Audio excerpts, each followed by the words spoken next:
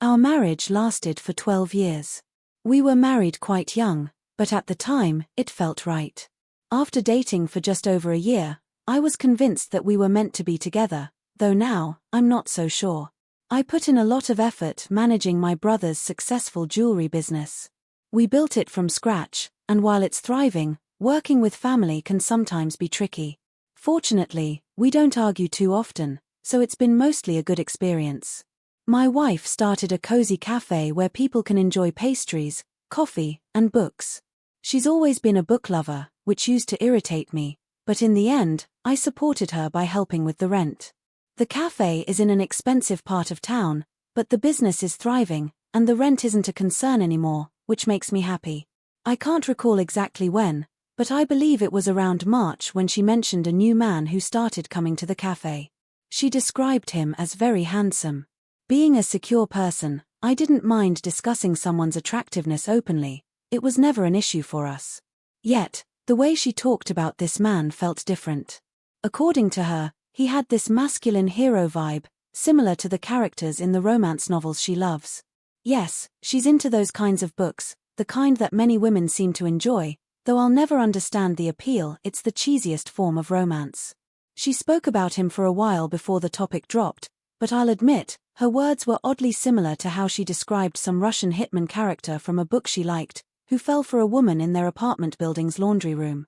That was the end of the conversation for the day, but she later mentioned that he returned the next day, and they had a long conversation.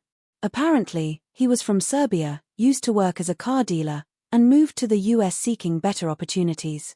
He was still finding his way, looking for jobs at local dealerships because that's what he knew best. In a matter of 10 minutes, I learned that he was tall, blonde, well-dressed, and had an accent. He also loved reading Western novels and was a fan of fantasy, like the Lord of the Rings star. She always shares stories about her cafe customers, so this wasn't unusual, but again, the language she used to describe him felt excessive, almost like she was idolizing him. Eventually, she stopped going into detail about him, though he was still a regular at her cafe. It felt better knowing that he was no longer a topic of long conversations every evening. I even dropped by the cafe one afternoon to bring her lunch, and I saw a guy in the corner who matched her description exactly. I was pretty sure it was him. He was, as she had said, good-looking. She told me his name was Ivan. That's when things started to get a bit strange. One night, she came home with a goofy smile, so I asked what was up. She told me that Ivan had walked her home, and they'd talked about books. Apparently, he asked her out on a date, but she reminded him she was married and couldn't go. She said he was very apologetic, gently held her hand, said goodnight, and left. I asked why she seemed so happy about it, and she said it felt like something straight out of a novel. That irked me, as it felt like she was romanticizing every interaction with him. He was a customer, so they were bound to keep interacting, but I didn't want to appear insecure, even though part of me was uncomfortable. She could have easily chosen not to mention him, so I brushed off my feelings, thinking I just needed to move past them. But it became clear that something was off when about a week later, she came home with a bouquet of flowers, which she quickly put into a vase. She told me it was a gift from Ivan. According to her, he bought a bunch of flowers for his co-workers, he had found a job by then, and thought it would be nice to get her some since he saw how hard she worked.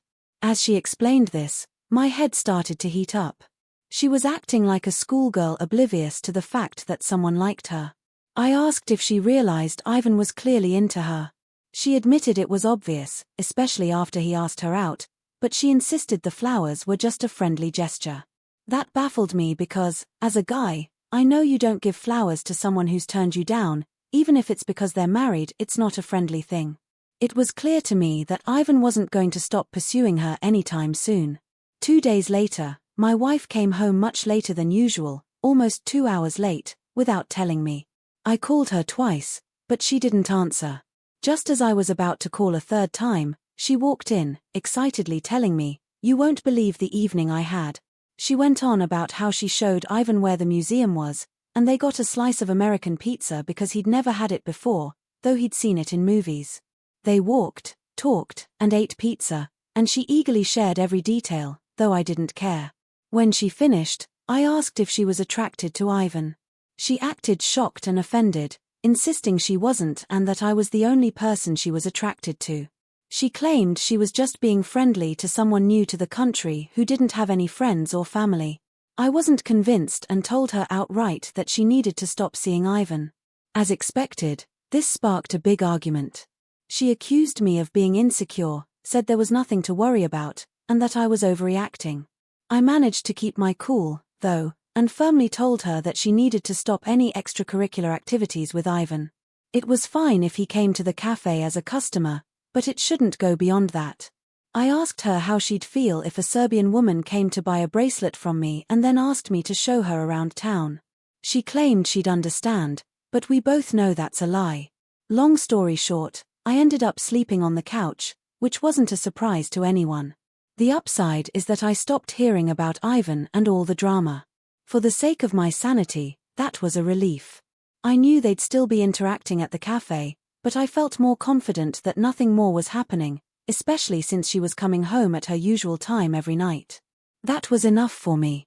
However, my suspicions returned when I randomly stopped by her cafe one afternoon and she wasn't there. Neither was Ivan, though I couldn't be sure he'd normally be there at that time. Still, it was strange that she wasn't there, as that was very out of character for her. Sure.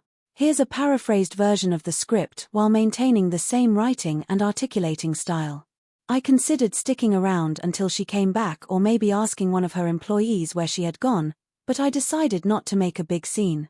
However, as I was walking back to my car across the street, I saw her and Ivan coming down the street, arms linked. It took every ounce of restraint not to storm across the road, punch the guy, or shout at her, but I stayed put in my car, watched them walk back into the cafe, and then drove away. That happened just yesterday, and I've been grappling with it ever since. I was tempted to confront her right away, but there's a certain power in knowing something that the other person doesn't. It might help me catch her in more lies. When she got home, I casually asked about her day, and she described it as a pretty regular one, not mentioning anything about spending time with Ivan. And that's why I'm here, wondering, should I confront her directly or try to gather more information first? I'm leaning towards finding out more because I suspect something's happening behind my back, and if I confront her now, I might lose the chance to get to the full truth. What do you think I should do? Update 1 ***.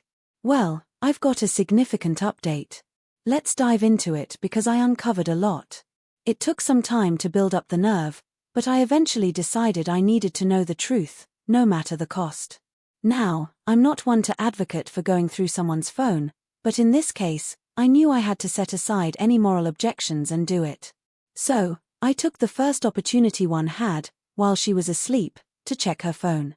As expected, Ivan was right there in her WhatsApp messages, and they had been chatting extensively. It wasn't difficult to export the entire conversation into a text file and send it to my phone. Of course, I made sure to delete any trace of what I'd done. I also checked her photo gallery and found a few pictures of them smiling together in public, but nothing too incriminating. I sent those to myself as well and deleted the evidence. It only took about 5 minutes, and then I put her phone back. Later, I went through the entire chat on my phone where it was less risky in case she woke up. And, well, I read things that made my head spin. Here's a part of their conversation that still makes my blood boil. It was after they were discussing a book she had recommended to him. Let's call her Clarice, to avoid using her real name.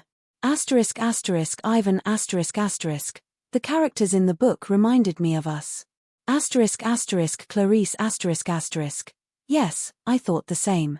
The mysterious guy and the artsy girl, torn between him and her boyfriend. Ivan And then, of course, all those steamy sex scenes. That part especially reminds me of us. Clarice I agree. The sex is always great. But in your case, it's the husband. Laughing emoji laughing emoji star. She went on to say how much more exciting it felt because it was so wrong. She admitted she'd never cheated before but didn't regret it, saying the thrill came from how forbidden it was. I couldn't believe what I was reading. At 2 a.m., I left the house to clear my head, walking for what felt like hours. When I came back, It was only 3 a.m., and she was still asleep.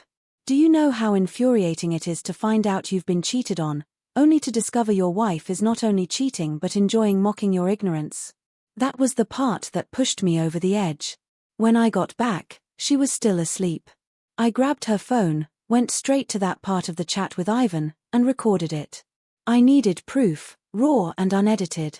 Clarice, it seemed, thought she was living in one of her ridiculous romance novels, and I had to be the unwitting victim in all of it.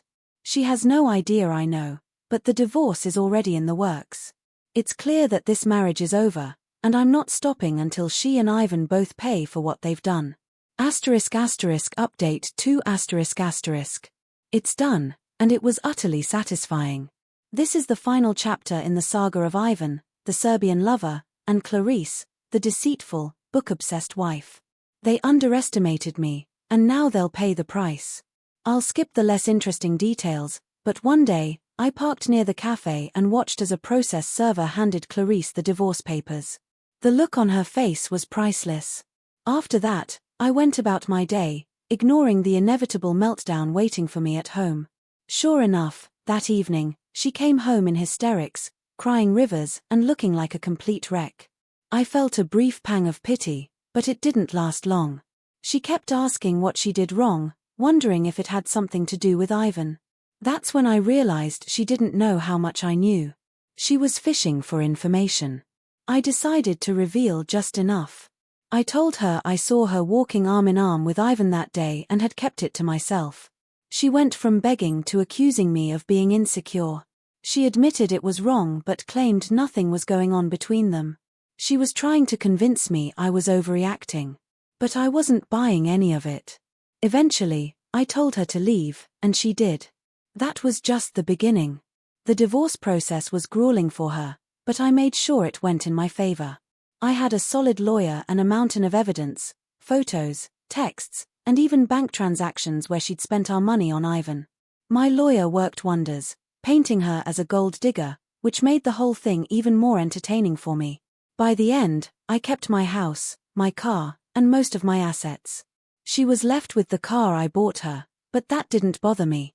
Now, my favorite part, getting back at Ivan. One day, I saw him leaving the cafe and followed him. When we were alone, I introduced myself and punched him square in the jaw. It hurt like hell, but it was worth it. He knew he was in the wrong, so he didn't fight back. I left him there, bleeding and stunned. And Clarice. She called me in tears later, saying she couldn't make rent for her cafe and needed my help. I told her to sell the car. She did, and then called me to curse me out, saying I was cruel. I reminded her what was cruel, cheating on me and thinking it was fun. She had nothing to say to that. Now, I'm single, well off, and feeling pretty damn satisfied. The betrayal hurt, sure, but I'm moving forward. I'll be just fine. Let me know if this works for you or if you'd like any further adjustment.